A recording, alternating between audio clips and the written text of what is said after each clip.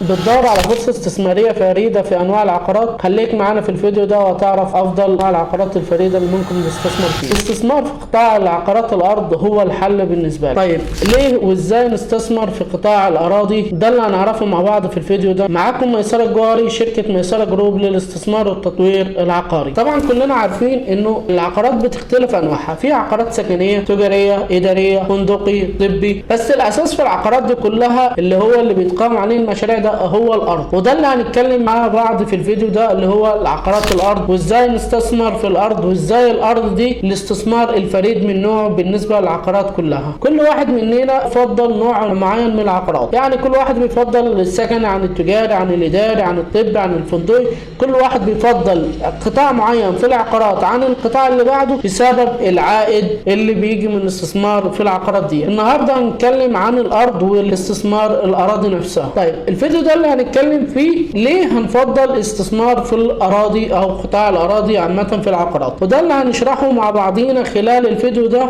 عن طريق 5 اسباب مختصرين. اول سبب هنتكلم فيه سهوله شراء الاراضي. الاراضي اسهل انواع العقارات اللي ممكن تشتريها. ليه؟ لانه انت خدت قرار الاستثمار في الاراضي، كل اللي عليك اللي هتعمله تنزل معاينه لحته الارض او قطعه الارض اللي انت ناوي تستثمرها وتعمل معاينه ليها وتشوف حدود قطعه الارض بعينك. تاني سبب انه مفيش تكاليف اضافيه. بمعنى ايه؟ كل قطاع من القطاعات اللي نحن ذكرناها في انواع العقارات ليها تكاليف اضافيه تتمثل في ايه؟ الصيانه، تجديد، دهانات، مصاريف النظافه. الا الارض او قطعه الارض ما لهاش اي مصاريف اداريه. يعني عمرنا ما سمعنا انا معايا حته ارض السنه دي هعمل عليها صيانه عشان احافظ على جودتها، وثيقه تامين ضد الحريق، ضد الانهيار، ضد اي حاجه. لا، الارض ما لهاش اي مصاريف. كل اللي انت بتعمله بتشتري الارض، بتخزنها ازاي؟ ما الموضوع انه بتتركها زي ما هي، فبالتالي الارض ما عليهاش اي تكاليف اضافيه. السبب الثالث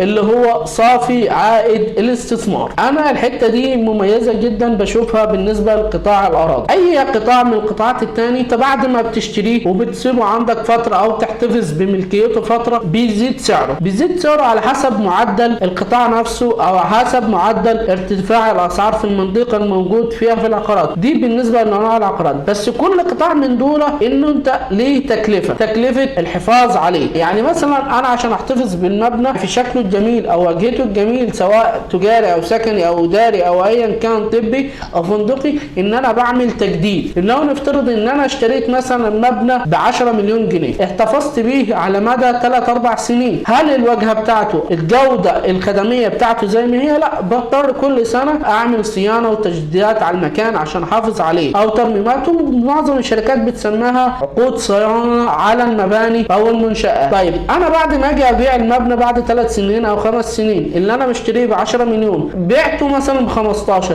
هل الفرق اللي هو 10 ناقص 15 ال 5 مليون دول مكسب كلهم؟ لا طبعا. ليه بقى؟ لان انا خلال ال3-4 سنين او الفتره دي بصرف مصاريف لازم اقسمها اللي بتتمثل في عقود الصيانه والترميمات على المنشات، سواء الترميم تجديدات او صيانه سباك او كهرباء. خلال الفتره هتلاقي نفسك صارف مبلغ مثلا 500,000، تمام؟ هتلاقي نفسك كسبان كام؟ 5 مليون ناقص 500,000 4 مليون ونص. طب لو في حته الارض او قطع الارض هتلاقي نفسك هتاخد ال5 مليون صافيين. ليه؟ لان انا ما صرفتش مصاريف في خلال فتره الاقتناء والاحتفاظ على الارض دي او قطعه الارض. رابع نقطه مهمه ودي اللي انا بشوفها جوهر الاستثمار اللي هو تعدد الاستخدام. كلنا لما بنيجي نستثمر في قطاع العقارات بناخد قرار ان انا استثمر في قطاع معين. بمعنى ايه؟ هنضرب امثله في 3 قطاعات مختلفين. لو انا هستثمر في قطاع الاراضي في العقارات، قطاع السكني، قطاع الاداري. هنخلي اخر حاجه الارض وهنبدا بالاداري. انا لو خلاص استثمرت في مبنى اداري سنه واثنين وثلاثه في مكان اوريدي في منشات اداريه حواليا، هل بعد ما مثلا الدوله تيجي تعمل هيكل الموضوع او المنطقه دي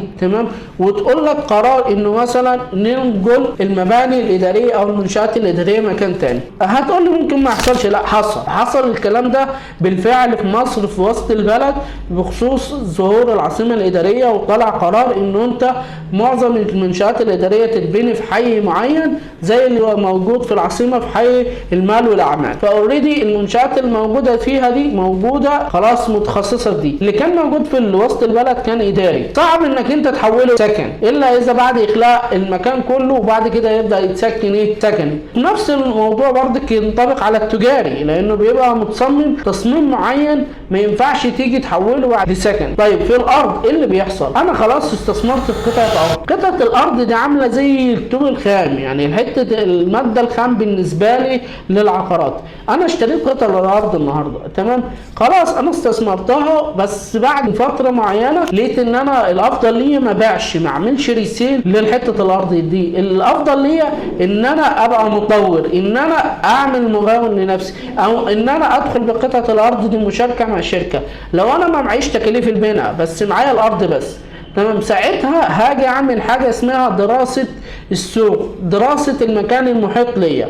بمعنى ايه؟ هل قطعه الارض دي موجوده وسط مباني اداريه؟ يبقى هستخدمها اداري. هل موجوده وسط محلات ومولات تجاريه؟ يبقى استخدمها محلات تجاريه او مول تجاري. موجوده مثلا في وسط فيلل؟ يبقى استخدمها سكني او فيلل. وسط عماير استخدمها مع عماره سكنيه. ساعتها يبقى متعدده الاستخدام، ما تصراش عليا في حاجه معينه، يبقى ساعتها سهل ان انا اقرر استخدمها فيه. وده البند اللي انا بقول عليه تعدد الاستخدام للغرض المستقبلي للوصول لاعلى جوده او اعلى عائد استثماري في الارض اللي انا استحوذها اللي انا استثمرت فيها. يبقى استثماري عائد عليا بحاجتين: ارتفاع في القيمه الارض، الثاني حاجه استثمر في منشاه ممكن تعود عليا بعائد استثمار على مدى طويل او المدى القصير. خامس حاجه والاخيره، كلنا بنستثمر وبنراعي فيها حاجه اسمها معدل المخاطر، تمام؟ يعني انا كل ما باجي اخد قرار بشوف عائد، ده اللي بيدفعني على الاستثمار. بس اللي بيخليني اتراجع او اتردد عن قرار الاستثمار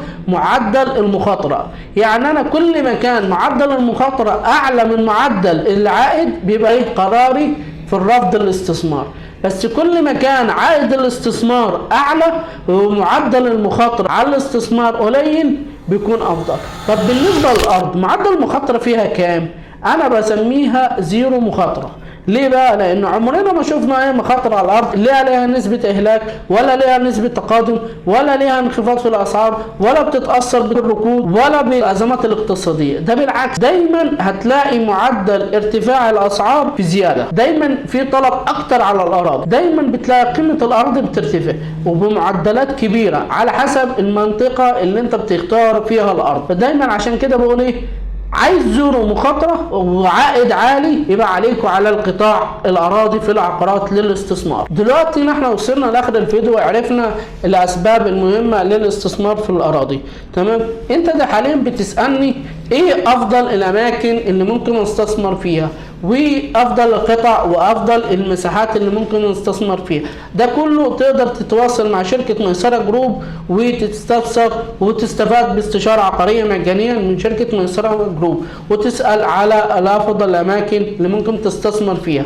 وانا احب اقول لك المفاجاه من عندنا من شركه ميسره جروب انه نحن معانا قطع اراضي موجوده في العاصمه الاداريه القاهره الجديده، في التجمعات مختلفه، في اكتوبر، نيو زايد، في اسكندريه، في العلمين، في الساحل، في اماكن منها قطع اراضي صالحة للزراعة، قطع أراضي للمباني، قطع أراضي تستخدم لمنشآت كتير، يعني منها تنفع قطع أراضي للسكني، للتجاري، للإداري، لمدارس، لكومباوندات، لفيلل، لمصانع، لمنشآت طبية، لمنشآت فندقية، أنواع مختلفة من قطع الأراضي. كلمنا وتواصل معنا على الرقم اللي يظهر عندك واستفاد باستشارة عقارية من شركة ميسرة جروب. كان معاكم ميسرة جوار من شركة ميسرة جروب.